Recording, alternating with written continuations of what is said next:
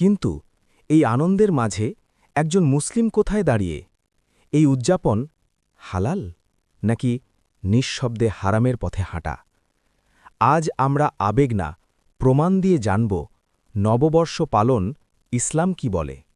বর্তমান সময়ে বিশ্বজুড়ে, এমনকি মুসলিম সমাজেও নববর্ষ উদযাপন একটি সাধারণ বিষয় হয়ে গেছে। বন্ধুদের সাথে পার্টি, আতশবাজি, গান, কাউন্টডাউন। কিন্তু প্রশ্ন হল, এটা কি ইসলামের অংশ, নাকি এটা অন্য ধর্ম ও সংস্কৃতির অনুকরণ?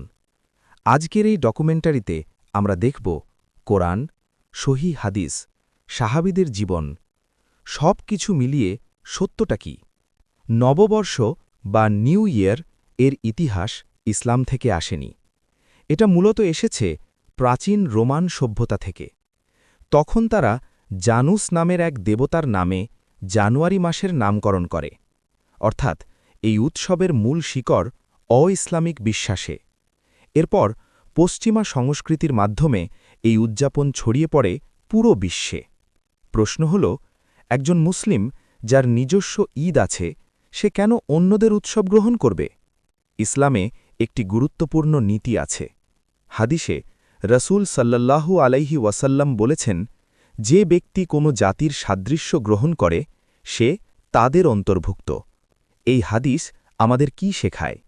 ইসলাম চায় মুসলিমদের নিজস্ব পরিচয় থাকুক। আমাদের উৎসব শুধু দুইটা, ঈদ উল ফিতর আর ঈদ উল আজহা। রাসূল যখন মদিনায় এলেন, লোকেরা কিছু উৎসব পালন করত। তিনি বললেন, আল্লাহ তোমাদের জন্য এর চেয়ে উত্তম দুটি দিন দিয়েছেন। এর মানে ইসলামে নতুন করে উৎসব বানানোর সুযোগ নেই। আজকের নববর্ষ উদযাপনে কি হয়? মিউজিক, নাচ, ফ্রি মিক্সিং, অপচয়, কখনো হারাম কাজ। একজন মুসলিম এই সবের মধ্যে অংশ নিলে সে কি আল্লাহর সন্তুষ্টি অর্জন করছে, নাকি নিজেকে ধীরে ধীরে দূরে সরিয়ে নিচ্ছে?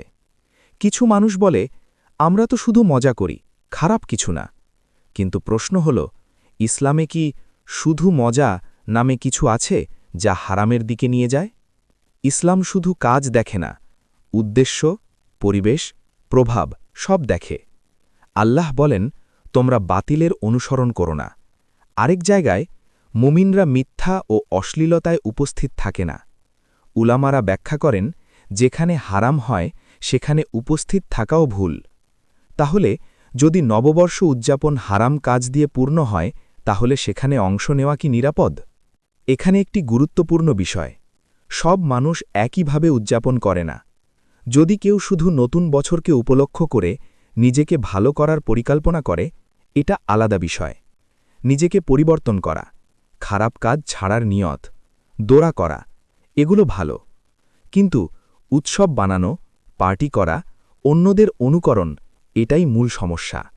ভাবো, 12টা বাজে, সবাই চিৎকার করছে, আর তুমি নীরবে বসে ভাবছ, আমি আল্লাহকে খুশি করছি নাকি মানুষের মতো হচ্ছি? এই মুহূর্তটাই একজন মুসলিমের পরীক্ষা। সত্যটা খুব পরিষ্কার, ইসলাম আমাদের নিজস্ব উৎসব দিয়েছে। অন্য ধর্মের উৎসব অনুকরণ নিষেধ, হারাম পরিবেশ থেকে দূরে থাকা ফরজ। তাই নববর্ষ উদযাপন যদি অ-ইসলামিকভাবে হয়, তাহলে তা পরিহার করা উচিত। শেষ কথা, সফল সেই যে আল্লাহকে খুশি করে, মানুষকে না।